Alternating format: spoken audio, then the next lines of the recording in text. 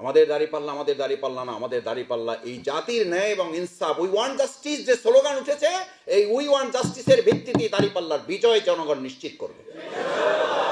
কারণ we want জাস্টিসের প্রতীক অন্য কিছু হওয়ার কথা নয়। উই ওয়ান্ট জাস্টিসের প্রতীকের নামই হচ্ছে ইয়ানকালিবু ইলা আহলিহি মাসরুরা। পরিবারকে বলো যে এই যে একটু সময় তোমাদের দিতে পারলাম না, এই যে একটু হক আদায় করতে পারলাম না, একটু ঘুরতে বেড়াতে যেতে পারলাম না, একটু বাজার করে দিতে পারলাম না, আল্লাহ তাআলা বলে দিলেন তোমার এই দুনিয়ার শূন্যতা পূরণ করার জন্য আমি আল্লাহ কাল কিয়ামতের দিন তোমার পুরো পরিবারকে একসাথে আমি জান্নাতে দিয়ে দেব। ওয়ায়ান কলিবু, কলিবু শব্দের অর্থ হচ্ছে তাকে জাহান্নামী ছিল ফিরেই নিয়ে আসা হবে।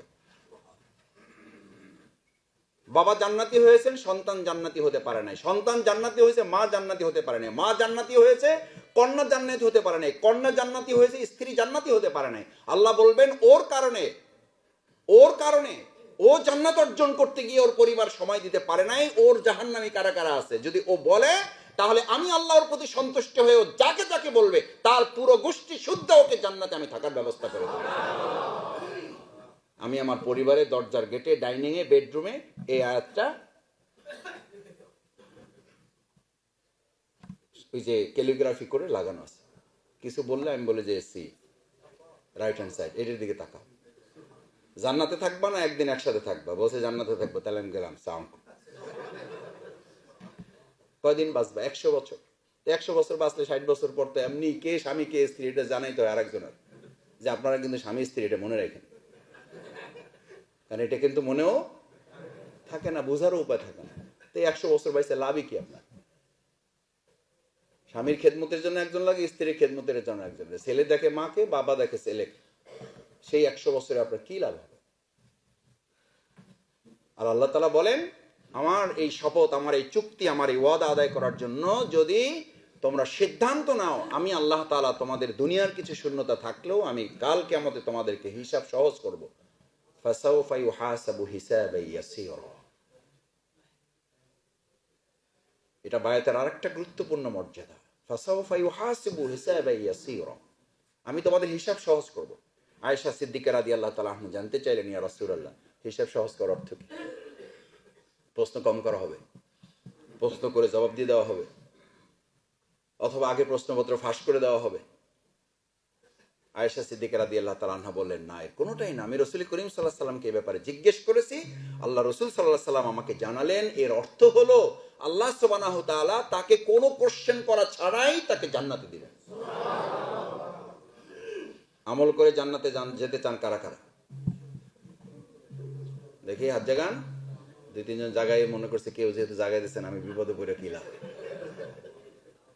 আমল করে জান্নাতে যেতে চান কারা কারা? তার অর্থ হইল আমল করবেন না? করবেন। আয়েশা সিদ্দিকা রাদিয়াল্লাহু তাআলা পরিষ্কার জানিয়ে দিয়েছেন, মান হুসিবা ইয়াউমাল কিয়ামাতি উসিবা। আমল করবেন, ভরসা রাখতে হবে মান হুসিবা, যদি আমার হিসাব শুরু হয়ে যায়, ইয়াউমাল কিয়ামাতি উসিবা, নিশ্চিত সে জাহান্নামে যাবে। হিসাব দিয়ে কোনো বান্দা বান্দি আল্লাহর কাছ থেকে, দুনিয়ায় আমি আমার বন্ধুকে চোখের সামনে দেখেছি, রিটেনে ফার্স্ট ক্লাস ফার্স্ট হয়েছে, ভালো রেজাল্ট করেছে। ভাই ভাই সে সিদ্ধান্ত নিয়েছে টিচার যাই জিজ্ঞেস করেছে সব প্রশ্নের জবাব দিতে পারবে। কোনো কারণে এই কথা তার শিক্ষকের কানে চলে গেছে, তার কানে চলে গেছে। শিক্ষক সিদ্ধান্ত নিয়েছে তুই কেমনে প্রশ্নের জবাব দাও, আমি তোরে দেখে নিব। তুই এত বড় চ্যালেঞ্জ করছো। এমনি ইউনিভার্সিটিতে এটা নিয়ে কিছু সাইকোলজি সানায়ের যুদ্ধ থাকে, যে শিক্ষকের চেয়ে কোনো ছাত্র যেন বেশি নাম্বার না পায়। ভিন্নতাও আছে, ব্যতিক্রম আছে। প্রশ্ন করছে অমুক উপন্যাসের লেখকের নাম বলো, বলছে অমুক। বলছে এর বাপের নাম বলো, বলছে এর বউর নাম বলো, বলছে এর বউ কত সালে জন্মগ্রহণ করছে এটা বলো, বলছে ওইটুকু পর্যন্ত পারছে। বলছে কোথায় জন্মগ্রহণ করছে, ওই সময় রাত ছিল না দিন ছিল বলো। তোর বাপের ক্ষমতা আছে এটা বলতে পারবে? পাস না ফেল? ভাইবার মার্কস যুক্ত না হলে ও ফেল। এমন মার্কস দিচ্ছে ওটা যুক্তই হয় না রিটেনের সাথে। দুনিয়ার একজন শিক্ষক যদি একজন ছাত্রকে সিদ্ধান্ত নিয়ে ফেল করাতে পারে, আল্লাহ সুবহানাহু ওয়া তাআলা যদি আপনার আমলের উপরে সন্তুষ্ট না হয়, তাহলে আল্লাহ তাআলা খবর দিচ্ছেন, সূরা কাহাফ আজকে পড়বেন, পড়ার চেষ্টা করেন, জানি আপনারা পড়েন।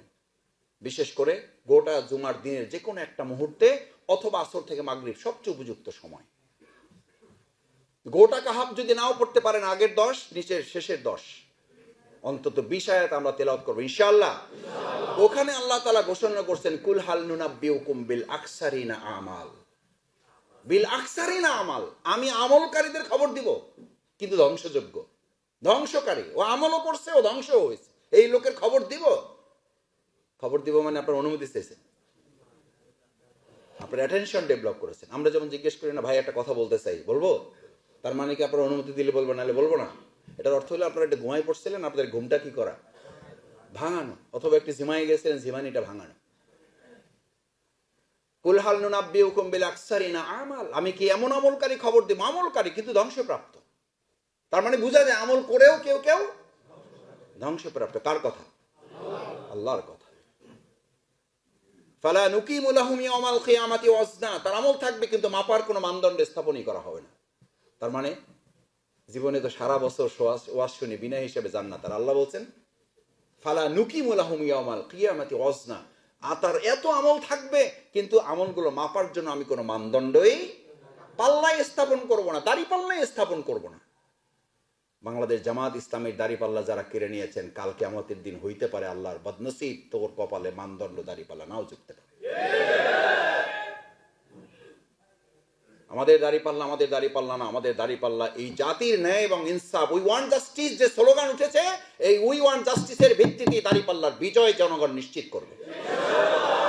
কারণ উই ওয়ান্ট জাস্টিসের প্রতীক অন্য কিছু হওয়ার কথা নয়, উই ওয়ান্ট জাস্টিসের প্রতীকের নামই হচ্ছে দাড়িপাল্লা। ফিরিয়ে দিতে হবে, এটা জনগণের প্রতীক। আমরা আশা করি আদালতে ব্যাপারে যথাযথ এবং ন্যায়ানুগ সিদ্ধান্ত গ্রহণ করবে ইনশাআল্লাহ। সেই দাড়িপাল্লাই স্থাপন করা হবে না, ওর কপালে দাড়িপাল্লাই নাই। আজ যে গোষ্ঠী বা যে সম্প্রদায় এই দাড়িপাল্লা পছন্দ করলো না, কাল কিয়ামতের দিন আল্লাহ যদি ওর উপরে নারাজ হয়ে ওর কপাল থেকেও দাড়িপাল্লা তুলে নেয়, তো ওর তো বিনা হিসেবে জান্নাত না জাহান্নাম। আল্লাহ তাআলা তো সেই কথাই বলেছেন ফালা নুকিমু লাহুম ইয়াওমাল কিয়ামাতি ওয়াজনা, কাল কিয়ামতের দিন ওজন করার জন্য, মাপার জন্য আমি কোনো দাড়িপাল্লাই স্থাপন করব না। ওর কপালে দাড়িপাল্লা নাই, ওর কপালে মানদণ্ড নাই। এই মানদণ্ড নাই অর্থ হইল বিনা হিসেবে জান্নাত না জাহান্নাম? সারা জীবন তো আমরা জান্নাতের বিনা হিসেবে জান্নাতের ওয়াজ শুনি, বিনা হিসেবে জাহান্নামের ওয়াজ করে না। আমার বন্ধু বান্ধব 2-4 জিজ্ঞেস করি যে ভাই কি জাহান্নামের ওয়াজ টুকটাক করো, কয় হিলার পরের বছর ইয়া পাওয়া যায় না, দাওয়াত কনফার্ম হয় না। কারণ ওনারা সুদ খাবে, ঘুষ খাবে, দুর্নীতি করবে, সব করবে, আর আমরা এই কিছু টাকা পয়সার বিনিময়ে এমন ওয়াজ করে আসবো যে নিশ্চিত জান্নাতি বানাই দিয়ে আসবো। তাহলে পরের বছর না, আমি যতদিন বেঁচে আছি ততদিন দাওয়াত কনফার্ম। আমাকে অনেকে বলে যে মাসুদ ভাই বক্তৃতা হুশ করে করেন, পরিস্থিতি কিন্তু এখনো পুরোটা ভালো হয় নাই। আমি বললাম ভাই আমি হুশ অতটুকু রাখি, প্রিয় নবী মুহাম্মদ রাসূলুল্লাহ সাল্লাল্লাহু আলাইহি ওয়াসাল্লাম যতখানি হুশ রাখতেন তার জন্য আমরা ওই সুন্নাহটুকুই পালন করি।